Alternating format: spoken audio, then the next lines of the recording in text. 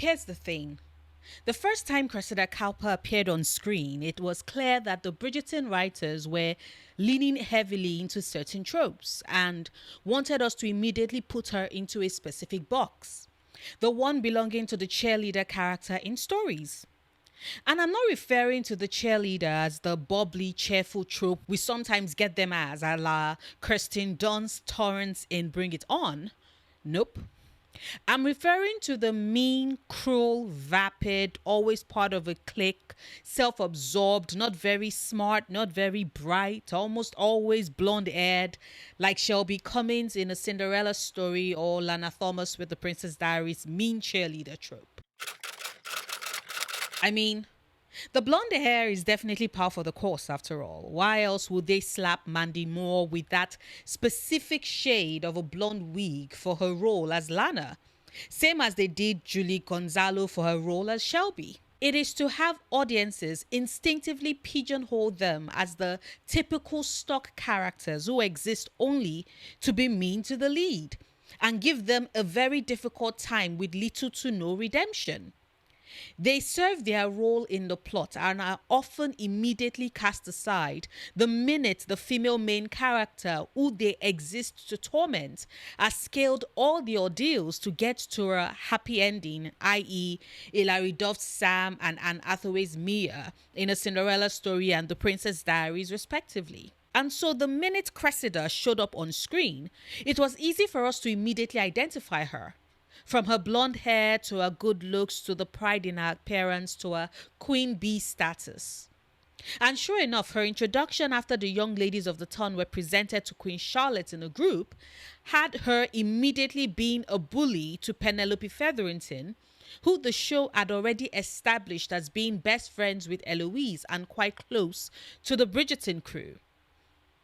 From that introduction, Cressida Cowper had a role to serve, and by the gods did the show proceed to have her played to perfection.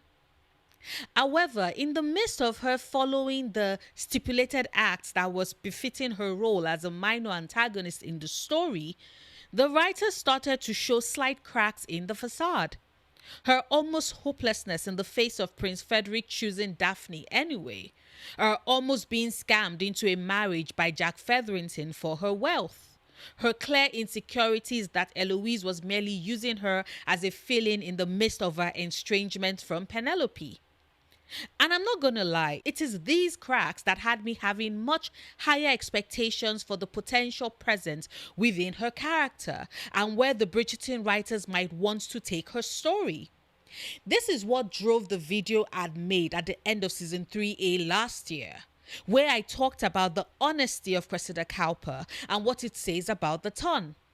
I'll leave the link to the video in the description box if you want to check it out after this video is done. But in it, I did have theories about the turn her character could have taken in 3B. Unfortunately, the show didn't follow through and gave her character an ending that made zero sense to me. Hence why I never did make a follow-up to that video after the season was over. Because I really could not wrap my head around the choices that were made with her character. And they left me frustrated with how I couldn't decipher what exactly the writers were thinking and why they thought that that was an apt ending for her. Or at least this was the case for me until I got this comment last week on the video and it had me thinking. Shout out to S Jackson 3764 who pointed out that a good part of the feminist creative writing is itself rooted in revenge of the nerd thinking. Cressida still represents the cheerleader that needs to be humbled on screen. And when I say that, those words unlocked such a layer of understanding for me because, like I said, I've spent the past year still bothered and upset about the ending her character got, which made no sense to me, and I didn't understand why any writer who had been following her character arc thus far would make that decision for her. So realizing that all of this was done to fulfill a nerd revenge fantasy of humbling the cheerleader makes so much sense to me. Now, before you all come on air, I am not saying that Cressida Cowper was a good person. I'm not saying that her actions are easily forgivable, because I did get some comments asking how I can state so openly my support for Cressida in my previous videos. However, consider this. I haven't hidden it on my channel that Penelope Featherington is one of my absolute favorite characters on Bridgerton. And I've also been pretty vocal about my love and absolute adoration for Portia Featherington. These two women are not easily liked. In fact, one could say that they've taken such drastic actions in the course of the seasons that a lot of people find it justifiable to not like them. And I'm okay with that. The thing about media is that we can both watch a show or a movie or read a book and love absolutely different characters for different reasons. I love Penelope because she's a contradiction of kind and mean, and she's witty and can be vicious but also protective of her friends, even to the point where she can also hurt them because of her decisions. Because she believes that only she has what it takes to help and protect them, and she will do so in her own way. And I love Portia Featherington because she's an apt depiction of a woman of her time. Her choices and her decisions as to help her daughters and Marina and to secure their place. Because unlike a lot of the other mothers of the ton, her family is sitting on quicksand, and she considers it her responsibility to save them. I mean, can you imagine how Violet would cope if she had a man like Archibald Featherington as a husband? That would be a disaster. And then there's Cressida, who, yes, is a mean bully. But the glimpses we got of her show that she's the very personification of the kind of young women that the ton can create. And yes, I use the term young women purposefully because a lot of people seem to have missed that. Cressida was 21 when we first met her.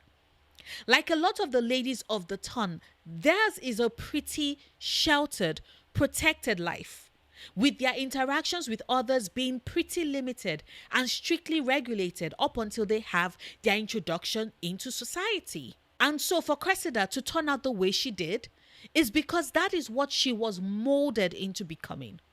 Her mother tells her to lose any thought she might have had of friendship, as those don't exist in their world. The fact that she says this after, with Cressida's name and face and reputation, she wrote the most disparaging lies about the family, specifically the mother of a girl Cressida was hoping could have been a friend, says a lot about how a lot of what Cressida says and parrots is based off of what Araminta and Lord Cowper taught her. That and the fact that the ton has a limit on the number of eligible men and has these girls all competing to nab them as their husbands, viewing each other as rivals and competition, it is a situation that would take its toll and clearly create a person like Cressida Cowper. Especially if we consider that every instance where Cressida is mean to Penelope or Daphne, it's always when a man and a potential suitor is involved. This was a conscious decision made to show how their society has basically turned these men into the prize, pushing these girls into fighting each other to cinch them. And if you're about to say, what about the Bridgerton girls? Well, even the other mothers in the ton have since pointed out that the Bridgertons are a beloved anomaly. Learning to not see other women as competition is easier when you're one in 4 girls and have 3 or 4, in the case of Hyacinth, older brothers ahead of you. Cressida is an only child. Or at least we can infer that, considering that we never see her siblings and she's the only one at the balls with her parents. Hell, when we get the glimpse into her family life in season 3, Cressida is the only child we see. So yes, she's young, she's sheltered, she's spoiled. A lot of these are the result of others' actions and the circumstances within which she was born / finds herself in. But that's the thing about her being categorized as the mean cheerleader in the show. There's a layer of depth to her that can't be fully explored if she's meant to serve only one role. Be the archetype of the cheerleader whose end goal is to be humbled. It's what I'm guessing the writers might have expected as well. That since it's a fantasy fulfillment, they probably thought that the audience would delight in the ending that our character got in season 3B. That her being banished to the countryside to live with an aunt who clearly despises everything that she stands for, the things that fuel her popular girl, cheerleader, queen bee status, and archetype. The pink, bright colors, the out there updos, even her delight in gossip, in hearing it and sharing it. All these little bits of identity that make her Cressida are things that her aunt resents and her father cannot stand. And it is implied that they intend to force it out of her during the period of her exile. And that just reeks punishment to me. Like S. Jackson 3764 said, it's all about humbling her, the desire to see her broken, strip of her peacock feathers, because there's this need to see someone who has always been higher up the social ladder brought down by a force she can't control, with her wings broken and her spirit crushed. And yet that is what they missed. The fact that a number of us, a significant portion of us watching the show, realize that there is more to Cressida Cowper. That a lot of her actions and even her words are reinforcing the expectation of their society, its norms and its social rules that, for example, Daphne Bridgerton clearly broke. If it was any other person, Daphne being caught outside alone, in the garden, unchaperoned, with a man's tongue down her throat and his hands on her boobs, would be ruined. She isn't, by virtue of her being a Bridgerton and the lead character.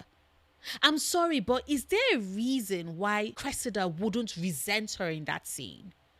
Or Penelope's friendship with Eloise, which shines bright in their world, considering the fact that other than those two, no other two young women their age are friends, such good friends, because theirs is a society that's trained them to see other girls as competition. Cressida's delight in being friends with Eloise proves this. She wants friends. She's just not very good at having them because she's never been taught how to develop friendships. I mean, look at her mother. Who would teach her? But as I was saying, where the writers missed the mark was them not realizing that in showing us that Cressida Cowper is more than just a mean girl, they've created an avenue for us to be sympathetic towards her, especially in season 3. Because no, her blackmail of Penelope isn't done simply because she's mean or that she wants Penelope angry and is upset with her about it. She blackmails her because she has no choice. Her parents are about to force her into a marriage with a septuagenarian who wants kids. That is a recipe for marital rape. Why would anyone subject themselves to that, even if they are Cressida Cowper? It's what drives a lot of the action she takes in the season, in the later part of the season. Her choice to lay claim to the Lady Whistledown identity is to ride off of that infamy and out of an unwanted marriage. If Cressida was truly just all about the wealth and the status, as is often part of the traits given to the mean girl cheerleader archetype in stories, then she would have settled for Lord Greer. He's old, he's titled, he will soon be dead, and would leave her a very rich widow. But Cressida Cowper shows that she's more than that she wants more. And I find it very ironic that a show that gives Eloise talking points about women finding their way and making a name for themselves, a show that has Penelope articulate very clearly to Colin why the Whistledown name is hers, that she's worked for and earned it and deserves it and will not give it up. A show that has Portia kick Jack to the curb after basically stealing the money he stole and using it to help support her family. A show that would do all of that, that would seem like it wants to let its female characters have a sense of agency.